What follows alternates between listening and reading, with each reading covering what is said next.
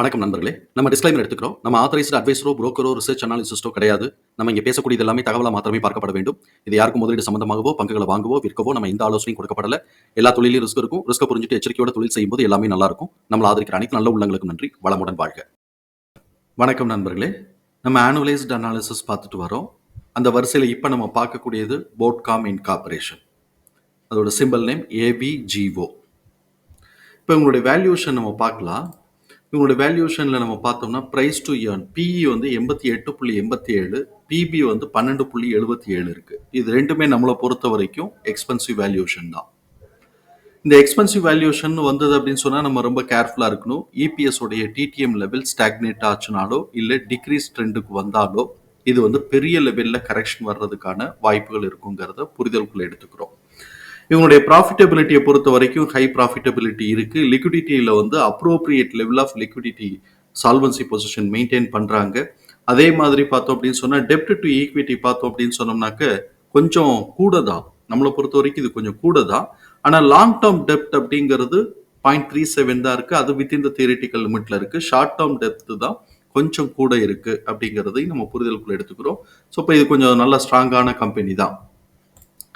இப்போ நமக்கு வந்து கிடைச்சிருக்கக்கூடிய தகவல் பிரகாரம் இவங்களுக்கு ஒரு குவார்ட்டர் ஃபர்ஸ்ட் குவார்ட்டருடைய ரிசல்ட் 2025க்கான ஃபர்ஸ்ட் குவார்ட்டருடைய ரிசல்ட் வந்திருக்கு அப்படிங்கிற தகவல் தான் நம்ம போடுறோம்.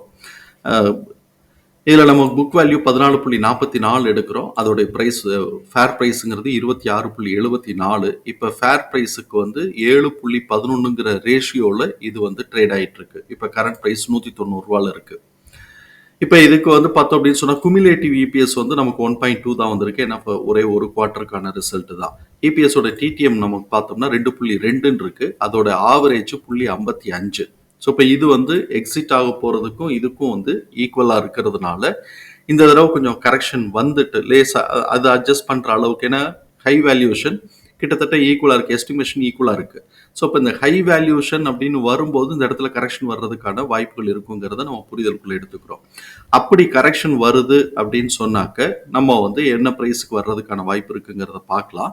தென் சப்சிக்வெண்ட்டாக செகண்ட் குவார்ட்டர், அதாவது செகண்ட் குவார்ட்டர் முடிஞ்சு தேர்ட் குவார்ட்டருக்கு வரும்போது பார்த்தோம்னாக்க இபிஎஸ் வந்து பார்த்தோம்னா -4 எக்ஸிட் ஆக போகிறது பார்த்தோம்னா -4 இருக்கு. அந்த சமயத்தில் இவங்க கொஞ்சம் பாசிட்டிவான இபிஎஸ் ஆக்சுவல் ரிசல்ட் ப்ரெசென்ட் பண்ணுறாங்க அப்படின்னு சொன்னால் அப்போ வந்து ட்ரெண்டு இது ஒரு கன்சாலிடேட் ஆகிட்டு இது மேலே போகிறதுக்கான வாய்ப்பு இருக்குங்கிறத நம்ம புரிதலுக்குள்ளே எடுத்துக்கிறோம். இப்போ நமக்கு வந்து பார்த்தோம் அப்படின்னு சொன்னால் இங்கே வந்து நார்மல் ட்ரெண்டுக்கு வந்து இதோடைய ப்ரைஸ் ரேஞ்சுங்கிறது 38 ரூபாயிலிருந்து 53.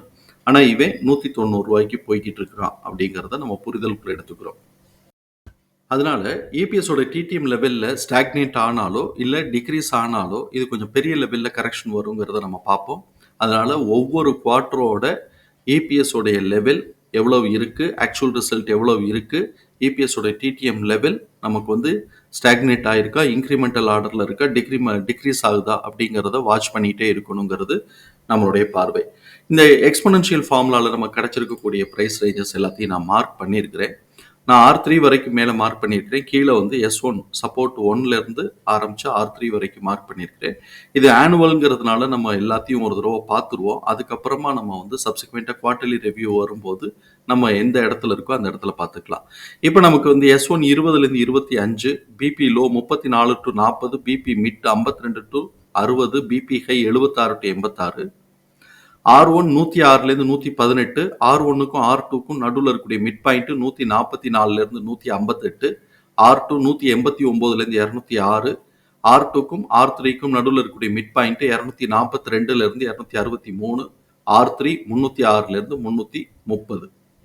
இப்போ இவன் என்ன பண்ணுறான், இவன் வந்து நார்மலாக இவன் வந்து இவனோட பிஹேவியர் என்னென்னா கீழேருந்து அடித்து R2 கடந்து R2க்கும் R3க்கும் இருக்கக்கூடிய மிட் பாயிண்ட் வரைக்கும் ஏறிட்டு இப்போ கரெக்ஷன் எடுக்கிறான்.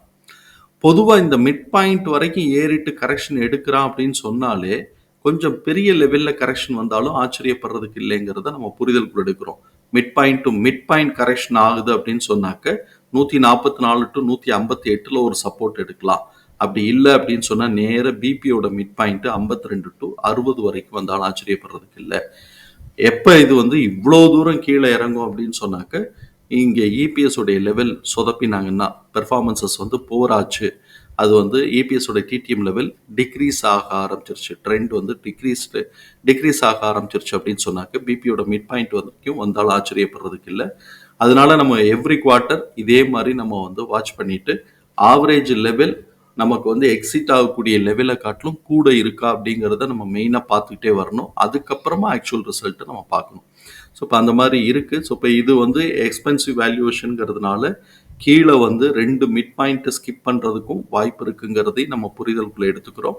தென் இவனுடைய பெர்ஃபார்மன்சஸ் நல்லா இருந்ததுன்னா R3 306 330 போனாலும் ஆச்சரியப்படுறதுக்கு இல்லைங்கிறதையும் நம்மளுடைய பார்வையாக இருக்குது. தகவல் பயனுள்ளதாக இருக்கும் நம்புறேன். தகவல் பயனுள்ளதாக இருந்ததுன்னா சங்கருக்கு ரொம்ப சந்தோஷம். நம்மளை ஆதரிக்கிற அனைத்து நல்ல உள்ளங்களுக்கும் நன்றி. வளமுடன் வாழ்க. நன்றி நண்பர்களே.